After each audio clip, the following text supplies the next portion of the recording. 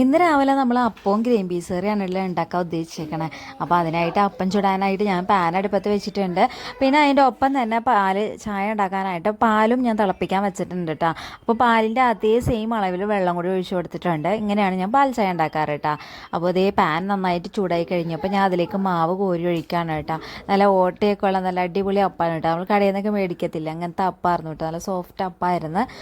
അപ്പോൾ അപ്പം അവിടെ ഇരുന്ന് റെഡി ആവട്ടെ. അപ്പോൾ ഞാൻ ഗ്രീൻ പീസ് റെഡി ആവുമെന്ന് വിചാരിച്ചിട്ടാണ് പെട്ടെന്ന് അപ്പവും ആക്കിയത്. പക്ഷേ നമുക്ക് സമയം ഒരുപാട് വൈകിട്ടുണ്ടെന്ന് പിന്നെയാണ് മനസ്സിലായത്. അപ്പോൾ പിന്നെ ഞാനത് ഒഴിവാക്കിയിട്ട് പിള്ളേർക്ക് ഇന്ന് മീൻകറിയും കൂട്ടിയിട്ടാണ് കേട്ടോ അപ്പം കൊടുത്തത്. അപ്പോൾ ഞാൻ ചോദിച്ചു മീൻകറിയും കൂട്ടിയിട്ട് തരട്ടേന്ന് ചോദിച്ചപ്പോൾ കുഴപ്പമില്ല എന്ന് പറഞ്ഞു കേട്ടോ. അപ്പോൾ അങ്ങനെ അവർക്ക് ഗ്രീൻ പീസ് കറിയും മീൻകറിയും അപ്പം കൂടിയും കൂട്ടിയിട്ടാണ് കേട്ടോ കൊടുത്തത്. പിന്നെ ഇതിൻ്റെ ഇടയ്ക്ക് ഞാൻ തലേന്ന് രാത്രി ഉണ്ടാക്കി എല്ലും കപ്പയും ചൂടാക്കി എടുക്കുന്നുണ്ട് കേട്ടോ. അപ്പോൾ അത് കഴിച്ചോളും. ഇക്കൊക്കെ ഭയങ്കര ഇഷ്ടമാണ് തലേന്നത്തെ എല്ലും കപ്പയൊക്കെ കഴിക്കുന്നത് കേട്ടോ. അപ്പോൾ അങ്ങനെ അത് ഞാൻ റെഡിയാക്കി എടുക്കുന്നുണ്ട്.